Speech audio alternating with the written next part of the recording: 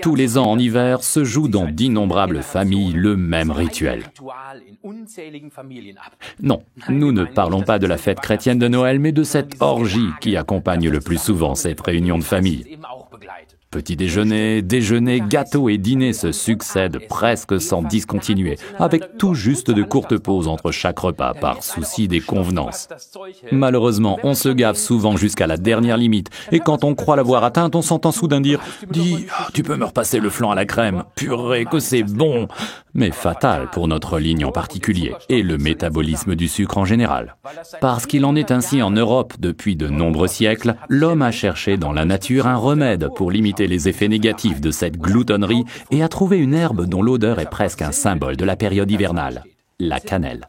Oui, c'est vrai, car la cannelle a bien d'autres qualités que celle d'être simplement délicieuse. Elle nous réchauffe de l'intérieur et stimule la digestion et le métabolisme. Cela aide à assimiler toutes ces calories. Les étoiles de cannelle ont donc un arrière-plan bien établi.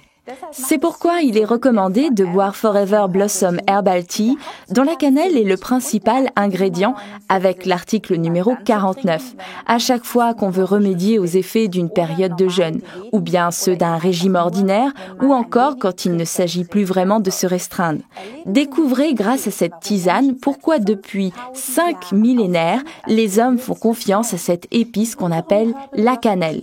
Dans notre tisane Herbal Blossom, seule la saine et très onéreuse cannelle de Ceylan est utilisée. En effet, il existe aussi la casse de Chine. Très bon marché, mais moins bénéfique pour l'organisme. D'ailleurs, on la trouve souvent en prêt à commencer.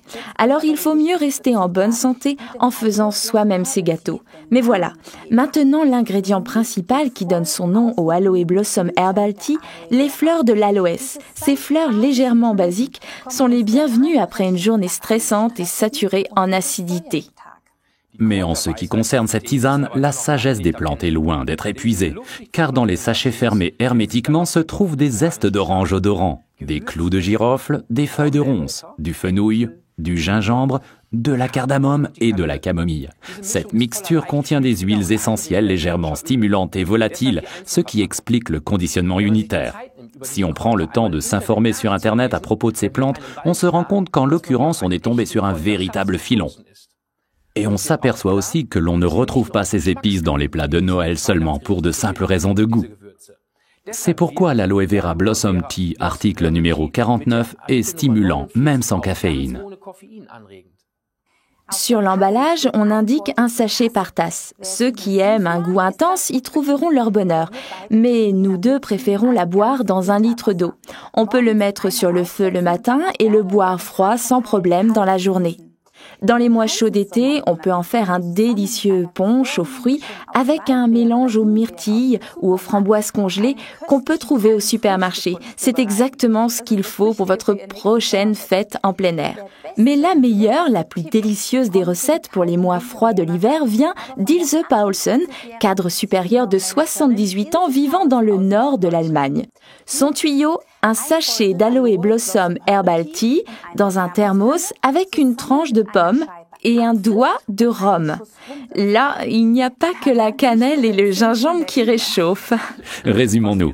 Grâce à sa mixture de plantes, l'Aloe Blossom Herbal Tea référence 49 stimule le métabolisme sans caféine. Il accompagne les régimes ou après de grandes bouffes. Avec 1 litre d'eau, il prévient la déshydratation et dans cette combinaison, il est aussi très bon pour la peau.